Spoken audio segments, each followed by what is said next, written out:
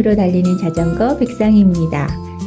하루를 보내다 보면 우리는 가끔 아주 작은 존재에서 큰 위로를 받을 때가 있습니다.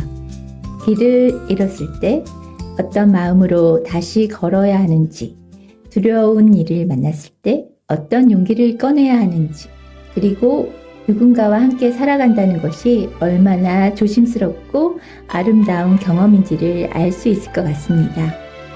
책장 사이를 지나가는 고양이 한 마리, 연못가에서 태어난 작은 생명, 누군가는 볼 수 없었던, 누군가는 들을 수 없었던 순간을 오늘 함께 하도록 하겠습니다.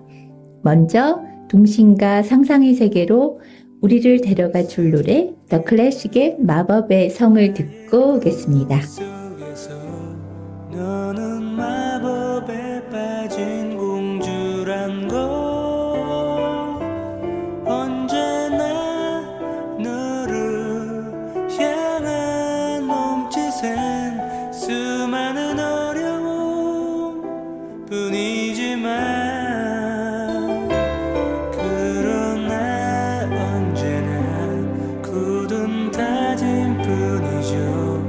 다시 너를 구하고 말 거라고 두 손을 모아 기도해줘 끝없는 용기와 지혜를 달라고 마법의 성을 지나 늪을 건너 어둠의 동굴성 멀리 그대가 보여 이제 나의 손을 잡아보아요 우리의 몸이 떠오르는 것을 느끼죠 자유롭게 저 하늘을 날아가도 놀라지 말아요 우리 앞에 펼쳐진 세상이 너무나 소중해 함께라면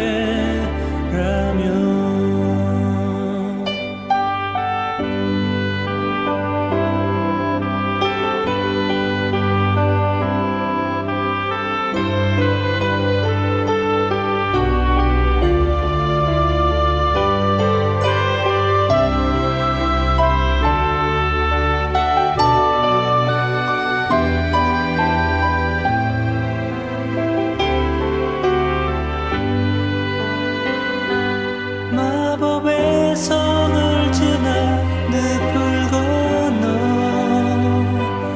어둠의 동굴성 멀리 그대가 보여 이제 나의 손을 잡아보아요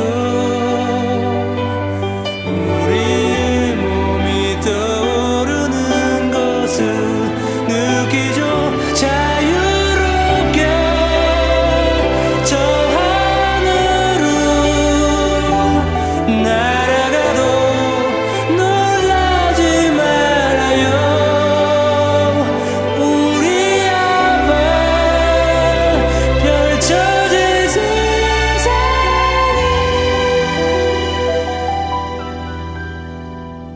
너무나 소중해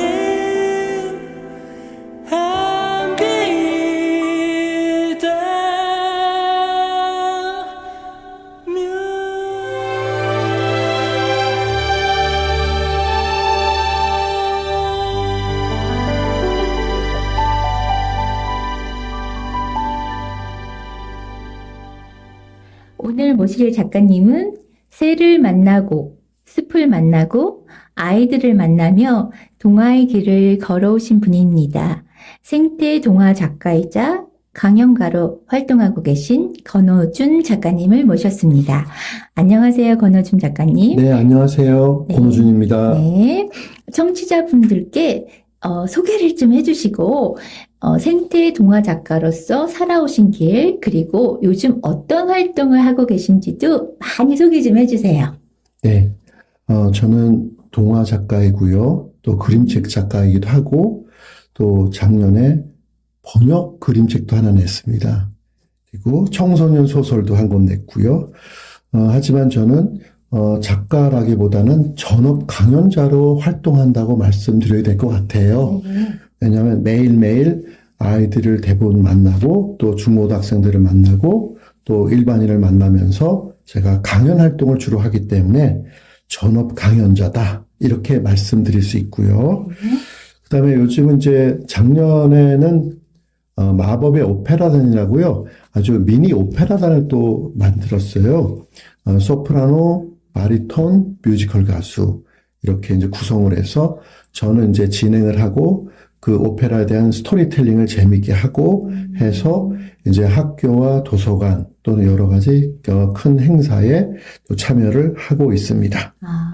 그 오페라 스토리텔링이라는 게 갑자기 저는 처음 듣는 단어라서 많이 궁금한데 조금 얘기를 좀 해주실 수 있나요? 오페라라는 게 다 이제 스토리가 다 들어있잖아요. 근데 워낙 이제 저도 이렇게 겪어보니까 오페라가 너무 딱딱하고 또 이해하기가 좀 어려운 것도 있고 그런데 이거를 조금 아이들 대상으로 하는 강연처럼 쉽고 재밌고 또 감동도 주면서 또 이 이야기를 들으면서 좀 열광도 할 수 있는 감동도 받아낼 수 있는 그런 스토리를 좀 꾸며가면 어떨까 하는 생각이 들었어요. 그래서 우리 이제 훌륭한 성악가분들이 이제 성악 연주를 하고 중간중간에 제가 그 관련된 그 오페라의 스토리를 이야기해 주니까 좀 먹혀 들어가는 것 같더라고요. 네. 그리고 작가님, 혹시 오랫동안 기자 생활을 하시다가 우연히 새를 만나 어떤 생태 동화를 쓰게 되셨다고 했는데 그 새와의 만남, 작가님의 인생이 어떻게 바뀌었는지 엄청 궁금해지네요. 네. 오랫동안 이제 기자 생활을 하고 이제 마무리를 하면서 제가 성남 분당 아름방송에서 객원 기자를 오랫동안 했어요. 직접 그때는 촬영도 하고 또 직접 이제 녹음도 하고 해서 방송 뉴스 리포터를 내보내는데 그렇게 하다가 우연하게 참 우리 사람한테는 이 우연이 정말 중요한 것 같아요. 우연하게도 제 담당 그 기자분이 이 방송에 생태 분야의 전문가가 좀 필요하다는 거예요. 근데 그때만 해도 저는 이게 18년 전 얘기예요. 전혀 그때 관심도 없었어요. 그런데 어느 날 이른 봄에 숲속을 걷다가 저벅저벅 낙엽을 갖고 가는데 갑자기 제 머리 위에 이끼가 한 뭉치 떨어진 거예요. 근데 사실 이끼란 게 하늘에서 떨어질 수가 없잖아요. 고목이나 나무에 붙어 있는 거니까. 고목이나 바위에 붙어 있는 거죠. 그 저는 이제 그게 너무 이상해가지고, 이끼가 왜 떨어졌지? 다른 사람 같으면 그냥 지나갈 수 있지만, 그게 너무 흥미로웠어요. 그래서 이끼가 왜 떨어졌는지, 그거를 일종의 숲속에서 수사를 시작한 거죠. 쫙 뒤져보니까 앞에 한 30m 앞쪽에 밤나무가 있는데 밤나무 중간쯤 위에 새 둥지가 하나 보이더라고요. 그래서 높지 않아서 가지를 밟고 딱 올라가 봤더니 큰 새 둥지가 있고 새알이 4개가 있었어요. 저는 그때만 해도 새알이라는 건 알았지만 그게 무슨 새의 알인지도 몰랐어요. 근데 놀랍게도 그 알을 딱 보는 순간 강력하게 뭐가 들어온 거예요. 한마디로 필이 꽂힌 거죠. 그때 새를 만나면서 그때는 완전히 필이 꽂혔고요. 저는 실행을 한 거예요. 실행. 그래서 바로 나무 뒤에 숨어서 그 새를 기다렸던 거죠. 한 15분, 20분쯤 지나니까 새가 후룩 날아와서 둥지에 들어가서 알을 품더라고요. 그 새를 보니까 완전히 꽂히게 된 거예요. 그래서 그 다음날 저는 텐트를 갖고 올라와서 텐트를 몇십 미터 앞에 쳐놓고 하루에 10시간씩 새를 관찰하기 시작했어요. 아주 미치도록 새를 보게 된 거예요. 근데 단순히 보기만 한 게 아니고 사진도 찍고 또 캠코더로 영상으로 그 장면을 담기도 했어요. 자, 영상으로 담다 보니까 계속해서 다시 리피트를 해서 볼 수 있잖아요. 그러니까 짧은 시간에 생태 공부를 집중적으로 많이 하게 된 거죠. 그렇게 봄과 여름 시즌을 지나고 나니까 엄청난 결과물들이 제가 갖게 된 거예요. 그래서 이 재료를 뭘 하지? 이 많은 거를 그 생각하다 보니까 처음에는 non-fiction 그러니까 그냥 그 좀 생태 이야기로 넌픽션 책을 쓰려고 그랬어요. 근데 넌픽션 책이 좀 딱딱하고 재미가 없잖아요. 그래서 이거 요즘 이거 실효성이 없겠다. 그래서 좀 다른 걸로 좀 해보자. 근데 동화가 떠오른 거예요. 근데 제가 동화를 배운 적도 없고 동화를 써본 적도 없잖아요. 그래서 이거 어떻게 해야 되지? 자, 뭐 안 되면 일단 해놓고 보는 거예요.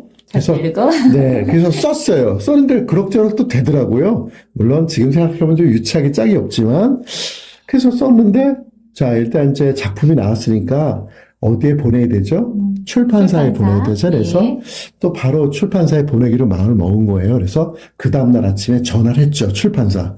그랬더니 웬 편집장님이 전화를 받더라고요. 그래서 제가 봄, 여름 두 시즌 동안 하루에 10시간씩 새를 관찰해서 생태 동화를 썼는데 이 작품을 보내도 되겠습니까? 그랬더니 보내주세요. 이러는 거예요. 그래서 전 너무 기뻤죠. 제가 그렇게 숲속에 들어가서 고생해가지고 작품을 썼는데 이걸 누가 알아주는 사람이 있잖아요. 그쵸. 그래서, 보내려고 딱 하는데 우리말은 또 끝까지 들어봐야 되더라고요. 그분이 저한테 이러는 거예요. 근데, 사실 선생님께서 원고를 보내셔도, 꼭 된다는 보장도 없고요. 또 우리가 출판사에 들어온 원고가 지금 수백 편이 되기 때문에 몇 달 기다리셔야 될지도 모른다는 거예요. 자, 여기서 또 인생이 또 갈림길이 나오더라고요. 그러면 이걸 보내야 돼, 말아야 돼. 사실 이 얘기는 정중한 거절로 해석할 수도 있거든요. 이거 보내 말해 그러다가 저는 보내기로 했어요. 왜냐하면 이유가 있었어요. 딴 데 마땅히 보낼 출판사가 안 보이는 거예요. 그래서 그날 10시 반쯤에 원고를 보냈고요. 그리고 정확히 6시간 만에 그 편집장한테 전화가 온 거예요. 산에서 그때 새를 관찰하다 뛰어내려와서 샤워하고 옷 갈아입고 갔는데 밤 한 8시 40분쯤 도착한 거예요. 예. 그 옆에 사장님이 계시더라고요. 그래서 악수를 하고 자리에 앉으려고 그랬더니 그분 사장님이 이러는 거예요. 앉지 마세요. 왜요? 그랬더니 계약서에 사인하고 앉으세요. 바로 계약을 하신 거네요. 네. 세상 살다 보면 참 이런 일이 오기가 쉽진 않지만 그렇죠. 살다 보면 이런 일이 나올 수도 있더라고요. 상대방이 정말 좋고 뭔가 강력하게 필이 꽂히면 이런 결정을 내릴 수도 있는 것 같아요. 그렇게 해서 작가로 들어가게 됐습니다. 작은 새에게 날아보라는 음원을 하고 싶은 곡을 한번 들어보고 다시 오겠습니다. 리벨한테의 나라를 듣고 염수경 낭송가님의 음성으로 나라라 빅빅이야를 다시 작가님과 이야기도 해보겠습니다. 들고 하나 보이지 않아 까맣게 드리운 공기가 날 덮어 눈을 뜰 수조차 없게 한데도 거기서 멈춰 있지만 그곳은 네 자리가 아냐 그대로 일어나 멀리 날아가기를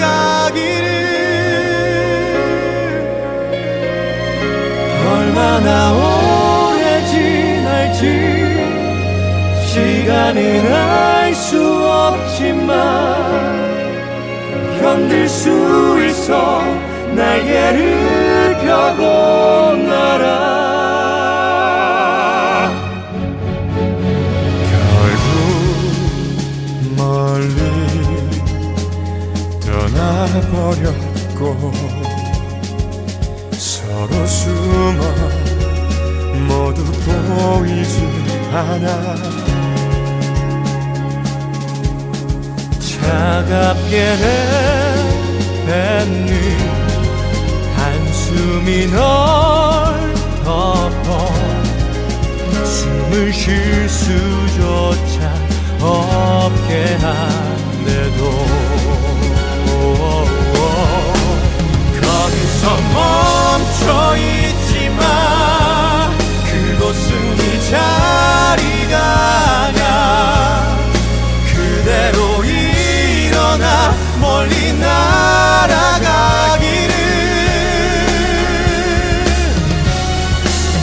얼마나 오래 지날지 시간은 알 수 없지만 견딜 수 있어 날개를 펴고 날아 거기서 멈춰 있지마 그곳은 네 자리가 아냐 그대로 일어나 그렇게 일어나 그대로 일어나 멀리 날아가기를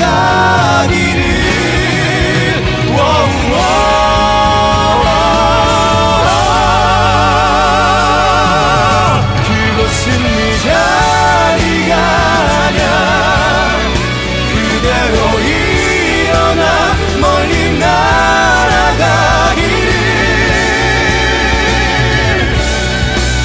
얼마나 오래 지날지 시간은 알 수 없지만 견딜 수 있어 날개를 펴고 날아 견딜 수 있어 날개를 펴고 날아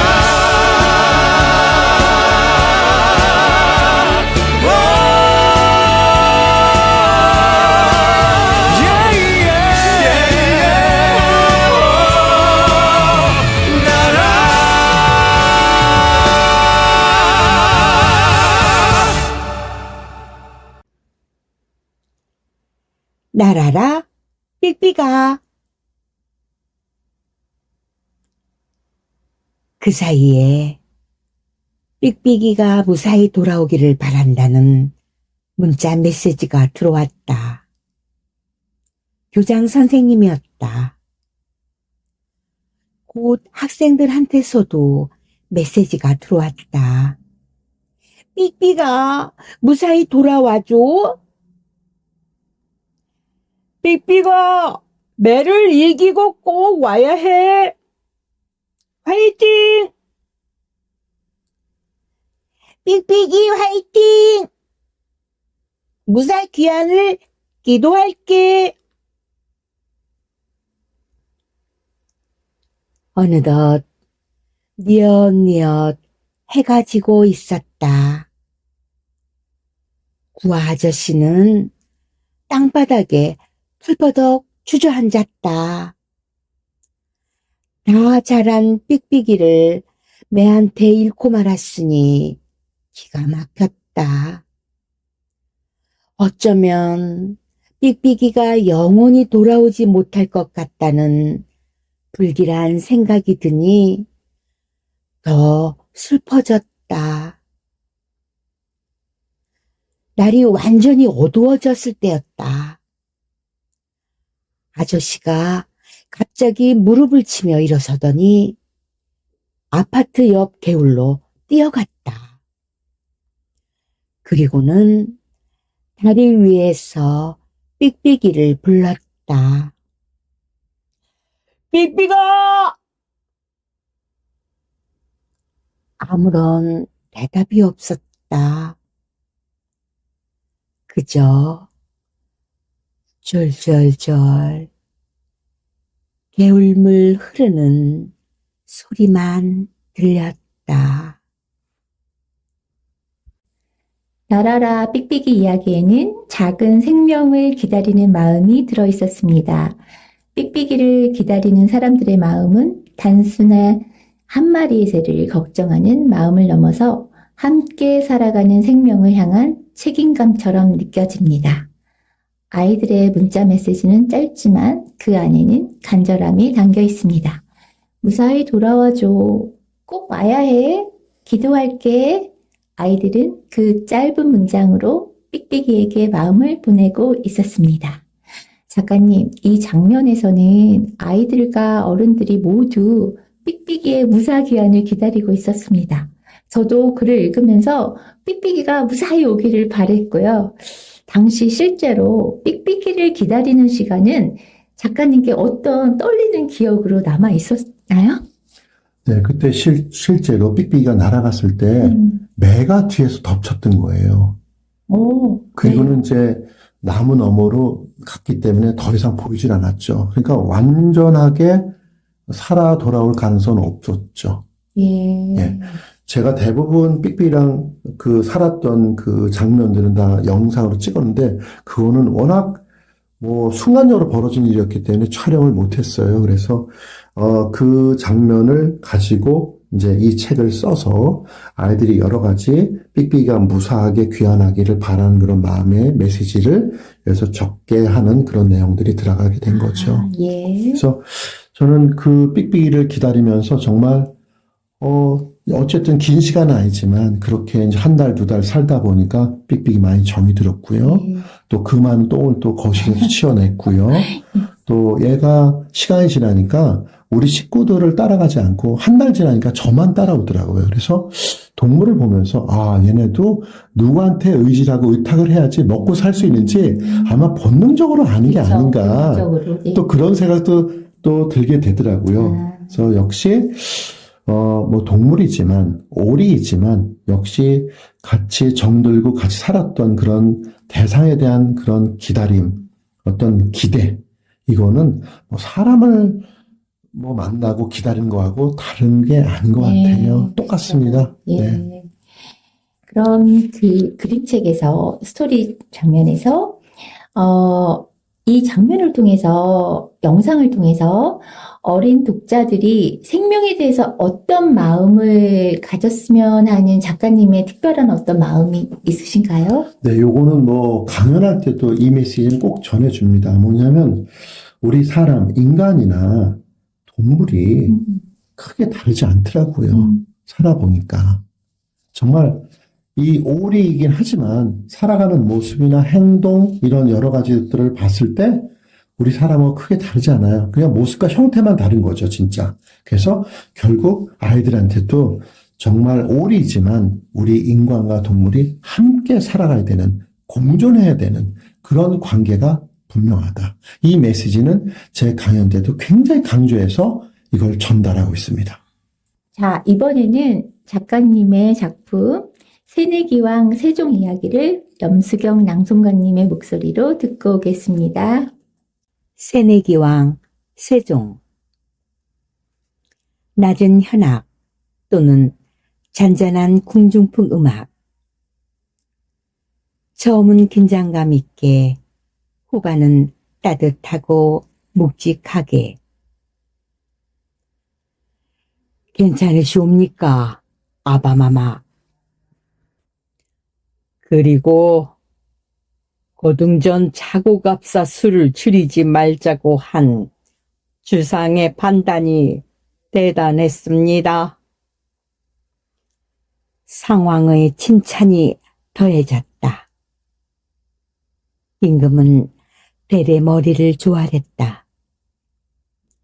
그건 그저 아바마마의 옥체 보존을 위한 것이었사옵니다. 아바마마, 멧돼지가 달려오는 그 긴박한 와중에 어찌 소자를 보호하라 명하셨사옵니까? 소자, 민망해서 얼굴을 들지 못했사옵니다. 주상, 예, 아바마마. 상황은 잠시 말을 멈췄다가 다시 이었다. 이 나라의 임금이 누구입니까? 이젠 오문이 주상이십니다. 나는 임시로 주상을 돕는 사람에 불과합니다. 이 나라의 지존인 주상부터 당연히 지켜야지요. 아바마마, 젊은 임금의 눈에 눈물이 맺혔다. 왕의 자리에 오른 뒤 불안하고 조재했던 마음이 순식간에 사그라들었다. 임금은 상황이 자신을 그렇게까지 신뢰하고 있는지 몰랐다. 이번에는 작가님의 작품 새내기왕 세종 이야기를 나눠보겠습니다. 우리는 세종대왕을 흔히 완벽한 성군으로 기억합니다. 하지만 작가님께서는 22세의 젊은 나이에 왕이 되었던 세종, 아직 흔들리고 실수하던 세종의 모습을 아이들에게 보여주셨습니다. 작가님, 왜 완벽한 세종이 아니라 새내기왕 세종에 주목하셨는지, 또 아이들에게 위인도 처음부터 완벽하지 않았다는 사실을 보여주고 싶으셨는지 되게 궁금해집니다. 우리가 대학교 가면 이제 새내기라고 보통 우리말로 하잖아요. 그 말은, 새내기란 말은 우리가 얼마든지 실수할 수 있고 잘못할 수 있고 완벽하지 않다는 뜻이 포함됐을 수도 있을 것 같아요. 근데 조선의 임금이 27분인데 그 중에 이제 세종대왕이 한 분이지만 우리가 모두 안다시피 26명을 다 합쳐도 세종 한 명을 이기지 못할 거예요. 왜냐하면 세종은 뭐 업적도 많지만 그 중에 단연코 한글 창제가 너무 압도적인 것 같아요. 이러다 보니까 다른 어떤 여러 가지 우리가 세종에 대해서 부정적인 면이 있다 하더라도 감히 누구도 얘기를 하지 못하죠. 근데 막상 세종에 대해서 작품을 이렇게 쓰다 보니까 이런 생각이 드는 거예요. 자, 이렇게 완벽한 세종대왕? 위대한 세종대왕? 이 사람은 정말 완벽한 분일까? 여기서 또 갑자기 의문이 드는 거예요. 뭘 꼬치꼬치 따지려고 하는 건 아니고요. 그래서 이제 실록을 뒤지고 관련 서적들을 찾아보고 하다 보니까 서서히 뭐 하나씩 나오는 거예요. 근데 이런 역사적인 작품을, 뭐 다른 작품도 마찬가지, 특히 역사 작품을 쓸 때는 우리가 그 사람을 잘 모르잖아요. 그렇죠. 실록에 나와 있는 건 그야말로 팩트만 정리한 거잖아요. 사관들이요. 그래서 세종의 성격을 도저히 모르겠는 거예요. 근데 하나하나 이렇게 사례들이, 실질적인 사례들을 보면서, 성격이 조금씩 드러난 거예요. 재미난 사례 하나 좀 들어줄게요. 네. 조선시대 때는 명나라, 중국의 사신단이 꽤 왔습니다. 우리나라 온 사신들은 대부분 환관, 내시들 있죠? 예. 내시들인데, 이 사람들이 와서 굉장히 많은 걸 요구해요. 근데 특히 뭘 많이 요구했냐면 그 당시에 이게 600년 전 얘기잖아요. 말을 많이 요구했습니다. 따가닥 말. 아, 말이요? 네. 말을 한꺼번에요. 1만 마리 정도를 끌고 간 적도 있어요. 1만 마리면요.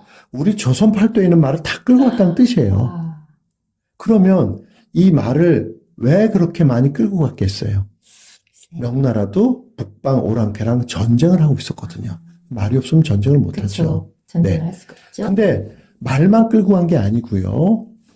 심지어 우리나라 보물, 8만 대정경 국보거든요. 그 당시에도요. 사실 그 8만 대정이 어마어마한 보물이었어요. 그래서 그거 하나만으로도 우리는 이 동북아시아에서 문화 강국이었어요. 심지어 8만 대자경도 달라, 뭐 금부도 달라, 불상도 달라, 심지어 부처님 사리도 달라. 이렇게 중국 사신단이 많은 요구를 했는데요. 그때 놀라운 반응을 합니다. 젊은 세종이죠. 네. 22살, 23살밖에 안 됐어요. 뭐라고 대답하냐면 달래는 대로 다 죽어라. 이건 우리가 상상한 거 상당히 달라요. 그렇죠. 예. 세종대왕은 사실 원칙 어떤 법에 철저하신 분이거든요. 뭐 그걸 떠나서 우리가 아는 세종이라면 충분히 능히 야, 니네가 뭔데 하고 따질 수 있을 것 같아요. 근데 놀랍게도 예. 탤런트를 다 주라는 거예요. 그리고 또 세종대왕이 왕이 되고 이듬해 봄에 왜구들이 쳐들어왔어요. 예. 대마도에 사는. 원래 우리나라를 쳐들어온 게 아니고 요동에 가서 쌀을 빼앗으려고 그러고 갔는데 가다가 풍랑을 만나서 지금 충청도 서천에 얘네들이 들어오게 된 거예요. 근데 들어오다 보니까 갑자기 또 이 왜구잖아요. 이 구자가 도둑구자거든요. 노략질을 해야 되잖아요. 그래서 실제로 사람을 죽이고 쌀을 빼앗아 왔어요. 그때 저희들이 국사처에서 배웠던 왜구들은요, 그냥 배 한두 척 끌고 왔을 것 같지만 그때는 4,50, 배가요, 4,50척이에요. 거의 선단이었던 거예요. 그렇게 막강한 화력을 많은 사람들을 끌고 와서 노략질을 하게 된 거죠. 자, 어쨌든 이 도선을 그 해안선을 방어하지 못한 그 장수가 있는데 세종이 사형을 시킵니다. 사형이요. 네. 근데 제대로 방비하지 못한 것보다 사실은 더 놀라운 거는 전라도에서 충청도 쪽으로 급보를 보내는 거예요. 지금 수십 척의 일본 왜구들 배가 올라가니까 빨리 대비하라. 근데 이 사람이 이 장수가 대비하지 않고 술을 마신 거예요. 그래서 원칙적으로 이 사람을 사형을 시켜버렸어요. 근데 심지어 그 장수의 아들이 싸우다 전사도 했습니다. 자, 그래서 대신들이 뭐라고 했겠어요? 아들까지 죽었는데 사형을 시킨 건 너무 심하지 않느냐 할 수 있잖아요. 근데 세종은 원리 원칙 제도로 사형을 시켰습니다. 그러면 세종대왕은 원리 원칙에 네, 원칙주의자예요. 네. 그런데 여기서 놀라운 주장을 하는 거예요. 세종이요. 젊은 세종이죠. 아직 경험 없죠. 물론 그때는 군사권도 없었어요. 부왕인 태종이 쥐고 있었죠. 세종이 무슨 주장을 하냐면 이 해안을 지키지 못한 수군을 폐지하는 게 좋지 않겠냐. 이런 주장을 하는 겁니다. 당연히 신하들이 반대했죠. 근데 그때만 해도 아버지 상왕인 태종이 살아있었기 때문에 밀어붙이지 못했을지도 몰라요. 만일 부왕인 태종이 그때 안 계셨더라면 세종이 고집이 세셨거든요. 밀어붙였을 수도 있어요. 만일 밀어붙였다면 170년 뒤에 임진왜란은 터집니다.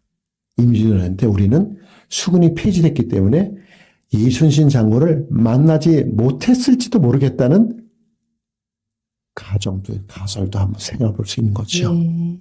네. 예. 작가님한테 한 편의 역사 스토리를 짧게 압축되게 잘 들어봤습니다. 네, 감사합니다. 예. 이번에는 분위기를 조금 바꿔야겠습니다. 아이들의 웃음소리, 무대 위의 장난기, 그리고 동화 속에서 갑자기 튀어나올 듯한 생동감 있는 곡을 한번 들어보겠습니다. 뮤지컬 영화 사운드 오브 뮤직에 나오는 The Lonely Goatherd를 듣고 오겠습니다. 권호준 작가님이 아이들과 만나는 강연 현장의 밝은 에너지와 잘 어울리는 곡입니다. Folks in a town that was quite remote heard lay, odelay, odelay, hee-hoo. Lusty and clear from the goat herd's throat heard lay, odelay, odeloo. Oh, oh, lady, odelay, oh, oh, oh, lady, odelay, oh, oh, lady, odelay, oh, lady, odelay, odelay. Martyr! Martyr! Gretel the prince!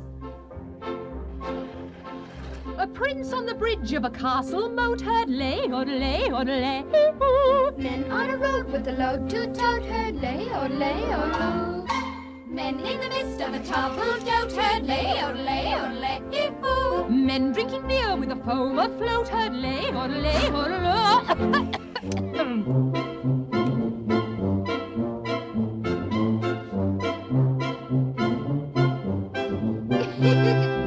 One little girl in a pale pink coat heard lay, odelay, odelay, hee-hoo. She yodeled back to the lonely goat herd, lay, odelay, odeloo. Soon her mamma with a gleaming gloat heard lay, odelay, odelay, hee-hoo. What a duet for a girl and goat heard lay, odelay, odeloo.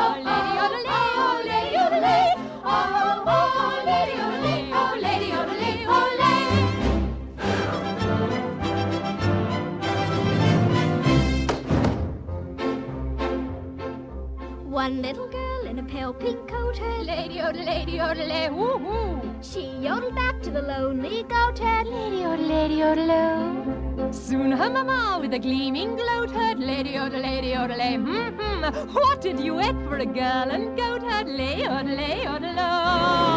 Happy a day, lady, oh, lady, oh, lady, oh, lady, lady, oh. Soon the duet will become lady-o-de-lo. Odelay, odelay, odelay,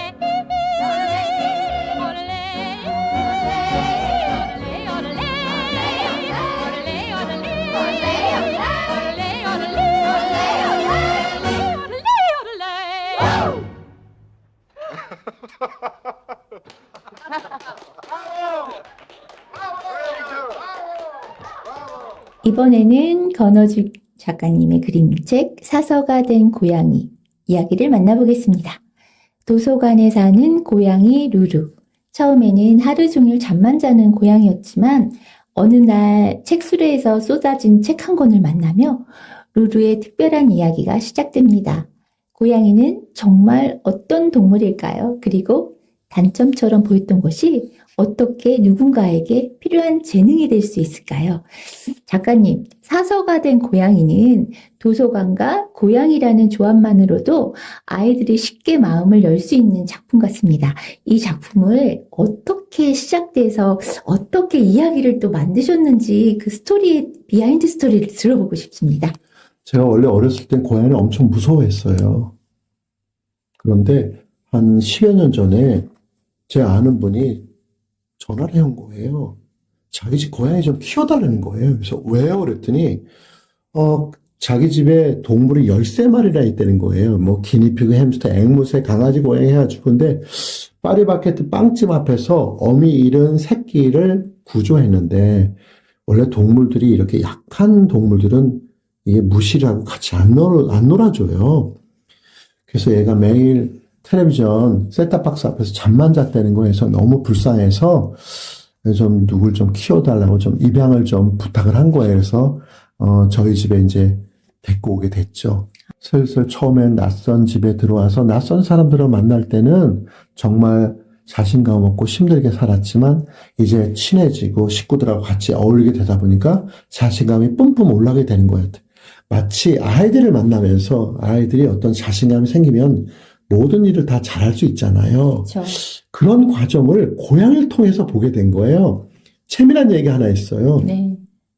한 몇 달이 지났는데 제가 이제 자려고 이 침대 12시 넘어서 침대에 자려고 하는데 누가 방문을 두드리는 거예요. 쿵쿵쿵쿵 하고요. 그래서 문을 열어보니까 아무도 없는 거예요. 그게 또 다시 자려고 딱 하는데 쿵쿵거리는 거예요. 또 열어보니까 아무도 없어요. 그래서 제가 옆에 캠코더가 있어요. 캠코더를 이렇게 세팅을 해놓은 거예요. 그게 정말 다시 쿵쿵거리는 거예요. 딱 열어보니까 아무도 없는 거예요. 근데 비디오는 찍혔겠죠. 딱 찍혀보니까 세상에 놀랍게도 우리 집 고양이 레옹이 입에 낚싯대, 장난감 낚싯대를 물고 물을 두들긴 거예요. 머리가 너무 좋네요. 그렇죠. 그게 뭐 하는 거죠? 뭐 해달라고요? 놀아달라고. 아, 이런 얘기를 좀 책으로 좀 만들어야 되겠다. 이런 생각이 드는 거예요. 그래서 꾸민 책이 바로 사서가 된 고양이가 된 거죠. 사서가 된 고양이의 내용을 양송가님의 음성으로 들어보겠습니다. 사서가 된 고양이. 따뜻하고 장난기 있는 피아노. 도서관의 조용함과 고양이의 발걸음이 느껴지는 분위기. 도서관에 고양이 한 마리가 살고 있었습니다. 이름은 루루. 루루는 하루 종일 잠만 자는 고양이였습니다. 햇살이 책장 위에 내려앉으면 루루는 그 햇살을 이불처럼 덮고 느릿느릿 눈을 감았습니다. 그런데 어느 날 도서관 책수레가 덜컹 흔들리더니 책들이 와르르 쏟아졌습니다. 루루의 눈에 책 한 권이 들어앉습니다. 고양이가 나오는 그림책이었습니다. 루루는 가만히 책을 들여다보다가 이상한 점을 발견했습니다. 이건 고양이가 아닌데? 루루는 고양이 그림책 속에 잘못 그려진 것을 알아보았습니다. 그날부터 루루는 아이들에게 고양이 이야기를 들려주기 시작했습니다. 아이들은 루루의 이야기를 들으려고 도서관으로 모여들었습니다. 누르의 재미있는 이야기는 금방 소문이 났습니다. 하지만 좋은 일만 있었던 것은 아닙니다. 학부모의 항의가 들어왔고 루루의 문제점도 발견되었습니다. 루루가 책에 흠집을 냈기 때문입니다. 루루가 사라진 도서관은 다시 조용해졌습니다. 하지만 그 조용함은 좋은 조용함이 아니었습니다. 이야기 없는 도서관에서 아이들의 하루하루는 지루해졌습니다. 관장님은 아이들에게 사과했습니다. 그리고 루루를 다시 바라보았습니다. 루루에게는 문제도 있었지만 놀라운 능력도 있었습니다. 고양이에 대해 누구보다 잘 알고 아이들이 책을 좋아하게 만드는 힘이 있었습니다. 관장님은 생각했습니다. 나쁜 점을 좋은 점으로 바꿀 수는 없을까? 그렇게 루루는 임시 사서가 될 기회를 얻게 되었습니다. 루루는 책을 정리하고 아이들에게 이야기를 들려주고 도서관 책에 장소인도 찍었습니다. 도서관 책 위에 찍힌 작은 도장처럼 루루도 아이들의 마음속에 조용히 찍혔습니다. 책을 좋아하게 만드는 작은 사서로 말입니다. 작가님, 루루는 처음에는 문제를 일으키는 고양이처럼 보였지만 나중에는 도서관에 꼭 필요한 존재가 됩니다. 이 작품을 쓰시면서 단점을 장점으로 바꾸는 힘을 아이들에게 보여주고 싶으셨는지, 또 아이들이 도서관을 그저 조용히 책만 읽는 곳이 아니라 이야기와 상상이 살아나는 공간으로 느끼길 바라셨는지 또 궁금합니다. 네, 두 가지 다 사실 맞습니다. 무엇보다도 이 단점을, 그 날카로운 발톱 때문에 막 책을 찍고 하잖아요. 그래서 이제 도서관장님이 임시사서로 쓰려고 했다가 포기를 하려고 하는 거예요. 그러다가, 아니지. 이 날카로운 발톱을 뭔가 좋게 쓸 수 없을까? 날카로운 발톱은 어디에 들어가 있죠? 앞발에 들어가 있잖아요. 그래서 이 앞발을 뭔가 도장을 찍어서 장선을 찍어서 하는, 그러니까 이 나쁜 단점을 좋은 점으로 장점으로 바꾸는 그런 기술을 보여주게 된 거지요. 예. 정말 제가 이 책을 통해서 또 도서관을 통해서 정말 이야기하고 싶은 건 뭐냐면 우리의 고정관념, 우리가 정해진 어떤 틀, 이거를 깨고 싶은 거예요. 세상도 많이 바뀌었고요. 이제는 과거 우리가 어렸을 때, 또 우리가 살았을 때는 남이 잘한 거를 더 잘하고, 남이 그린 거를 더 잘 그리고, 남이 노래한 걸 더 흉내내서 잘한 사람이 성공됐고 잘 됐어요. 근데 지금은 그런 세상이 아니잖아요. 그렇죠. 이제 컴퓨터에 집어넣으면 그림은 뭐 AI가 다 해주잖아요. 이런 어마어마한 세상으로 바뀌었단 말이에요. 그러면 이런 세상에 그럼 아이들은 어떻게 살아야 될까? 일단 아이들이 갖고 있는 이 벽, 틀부터 깨야 되겠다. 예. 물론 짧은 시간 아이들을 만나지만 이 짧은 시간에 내가 이런 여러 가지 이야기를 통해서 아이들이 갖고 있는 이 벽을 좀 깨주는 그런 역할을, 그런 구실을 해보자. 이런 마음이 생긴 거죠, 도서관에서. 그런 스토리가 있군요. 작가님께서는 그리고 1년에 400회 이상을 강연을 하고 아이들과 교감을 하고 소통하고 그 안에서 보람과 성취감을 얻는다고 하셨는데 작가님을 계속 강연 현장에서 움직이게 하는 그 어떤 힘이 있을 것 같아요. 그리고 아이들과 직접 만났을 때 책만으로 느낄 수 없는 어떤 뜨거운 순간도 있을 것 같은데 좀 말씀 좀 해주셨으면 좋겠어요. 일단 아이들 자체가 저한테 동력원인 것 같아요. 아이들을 만날 때 제 이야기를 듣고 아이들이 반응을 하고 액션하고 리액션이 나올 때 큰 보람과 성취감이 막 쏟아져 나오면서 저를 크게 굴리는 그런 심으로 바뀌고 있어요. 네. 그리고 또 아이들을 만나면서 배우는 것도 많아요. 예, 우리가 애들을 통해서 뭘 배운다고 그러잖아요. 그리고 또 하나는, 제가 이제 강연을 할 때 제 목표이기도 한데요. 저는 사실 강연할 때 진짜 큰 목표는, 평상시에 부끄러워서, 내성적이어서, 말을 안 하고 표현하지 않은 아이들이 있어요. 그렇죠. 그런 아이들이 요즘 꽤 많습니다. 그 아이들의 입을 열게 하는 거예요. 마음을 열고 네. 입을 열고. 사실은, 표현은 말이지만, 입을 열게 하지만, 진짜는 마음을 열게 하는 그렇죠. 거죠. 근데 닫혀있는 아이 꽤 많습니다. 진짜. 맞아요. 아픈 아이도 많이 있고요. 그런 아이들을 입을 열게 하고, 손을 들게 하고, 자기 생각을 짧게 했지만, 무선 마이크를 들이댔을 때 아이들이 입을 열고 하게 되더라고요. 근데 어느 때는요, 손을 들었는데 말을 못하고, 하는 아이가 있어요. 그런 아이 있거든요. 그렇죠. 그럼 그런 아이 기도 살려줘야 되잖아요. 그래서 어느 때는 실제로 이런 일도 있어요. 한 200명을 체육관 강당에서 강연하는데 아이가 하나가 손을 든 거예요. 그래서 마이크를 딱 댔는데 애가 하고 말을 못하는 거예요.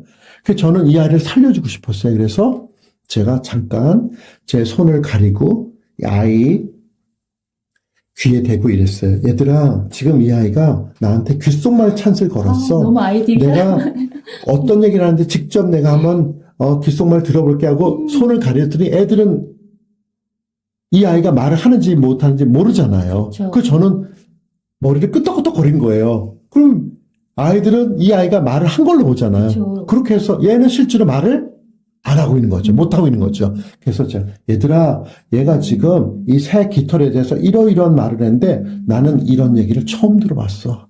이건 어떤 과학자도 행동학자도 생태를 연구하는 사람도 이런 얘기를 못 해. 이건 대단한 아이야. 그래서 아이들을 전부 와. 기립 일어서게 했어요. 네. 그래서 박수를 치게 합니다. 그래서 박수를 막 치는 거예요. 예. 잠깐! 더 크게 박수를 쳐! 막 박수를 치는 거예요. 이 아이가 너무 흥분한 거죠. 그리고 나중에요. 끝날 무렵에 다시 이 아이가 손을 들어요. 그리고 이 아이가 처음으로 입을 열게 됩니다. 자신감이 생겼군요. 그렇죠. 나중에 교장 선생님이 이런 얘기 하시더라고요. 교장 선생님이 이 학교에 지금 4년째인데 저 아이가 입을 여는 걸 처음 봤답니다.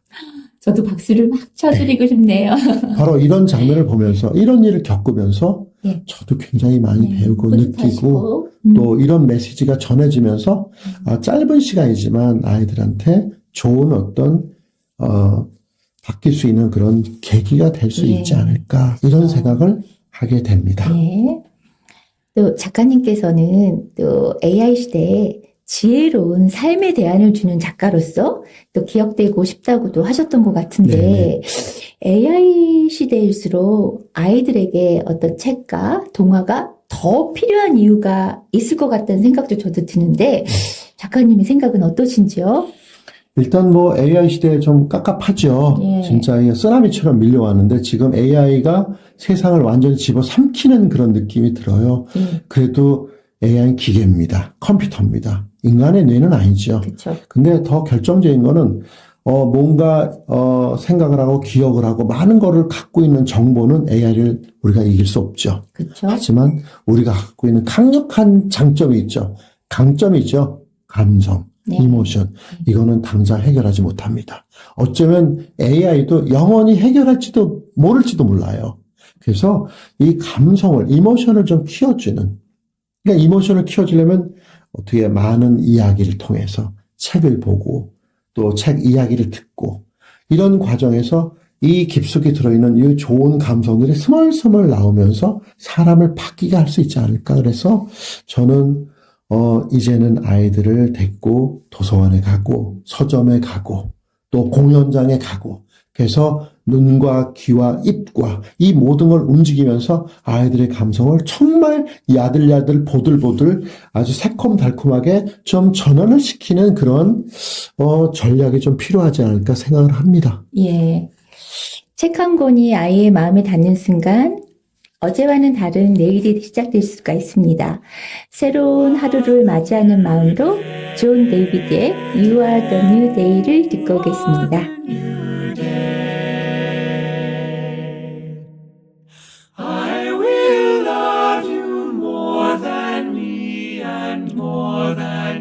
yesterday. If you can but prove to me you are the new day.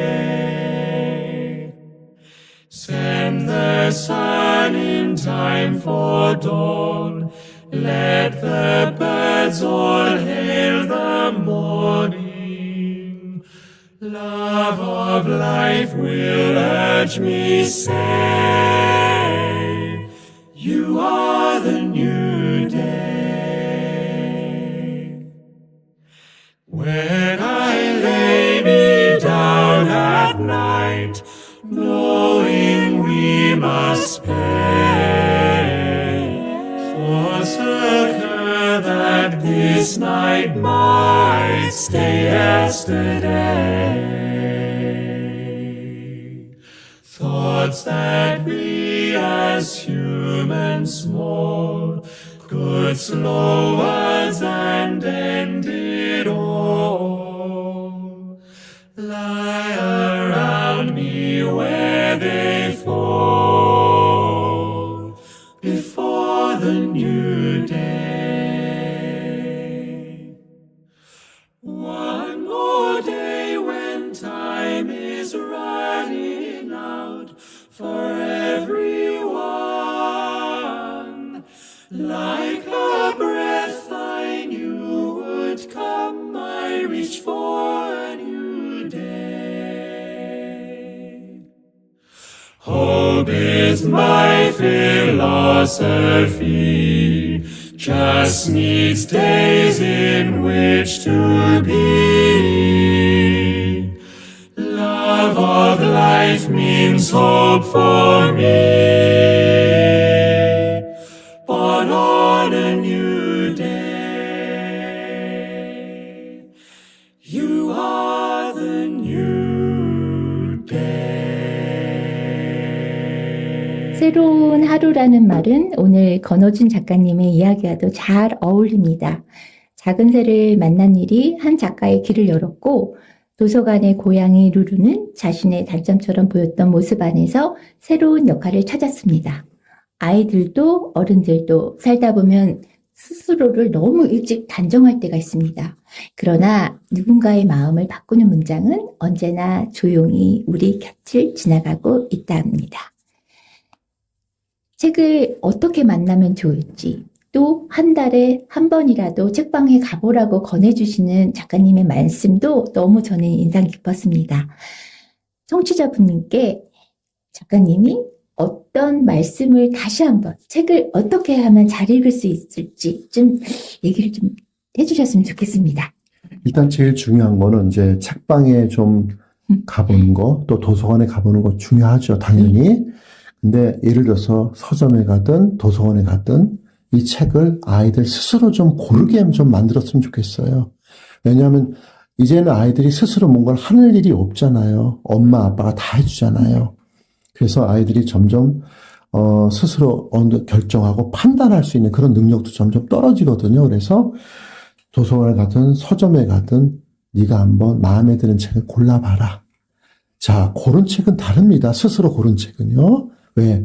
자기가 골랐기 때문에 약간의 책임감, 의무감이 나올 수 있겠죠. 그렇죠. 그래서 분명히 엄마가 골라주는 아빠가 준 책하고 다릅니다. 네. 스스로 판단하고 결정을 했기 때문에. 그래서 아이들이 조금이지만 서서히 변하기 시작할 거예요. 그래서 이런 것들을 계속해서 반복시켜주면 좋지 않을까. 그런데 제가 여기서 꼭 말씀드리고 싶은 게 있어요. 자, 책방이든 도서관이든 한 곳만 가지 않고요. 좀 여러 군데를 좀 갔으면 좋겠어요. 왜냐하면 우리가 사람은 낯선 곳을 보면 굉장히 뇌가 긴장을 합니다. 그 낯선 것을 보면 낯선 환경을 접하면요. 긴장을 하고요. 뇌가 아주 급속하게 움직이는 것 같아요. 그래서 아이들을 더 자극시킬 수 있고요. 그런 낯선 환경에서 아이들이 더 긴장을 하면서 새로운 것을 찾을 수 있도록 그런 환경을 좀 만들어가는 것도 굉장히 중요하다고 생각합니다. 환경이 중요하네요, 작가님. 네. 네. 작가님 오늘 방송에 출연해 주셔서 너무나 감사드립니다. 네, 아주 저도 즐겁고 행복했습니다. 네. 네, 이렇게 좋은 프로그램인지 미처 몰랐습니다. 감사합니다. 살다 보면 아이들도 어른들도 자신을 너무 빨리 단정할 때가 있습니다. 나는 부족하고, 나는 아직 준비되지 않았고, 나는 잘하지 못한다고 생각할 때가 너무 많습니다. 오늘 건어준 작가님의 동화들은 우리에게 조용히 말을 해주는 것 같습니다. 기다려도 괜찮아. 처음부터 잘하지 않아도 괜찮아.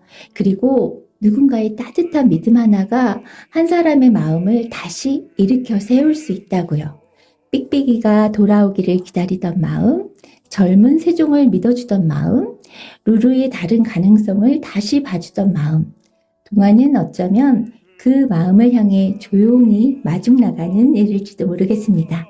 여러분의 하루에도 누군가를 기다려주는 마음, 또 누군가에게 기다림을 받는 따뜻한 순간이 조용히 머물기를 바라면서 김병민의 마중을 들려드리겠습니다.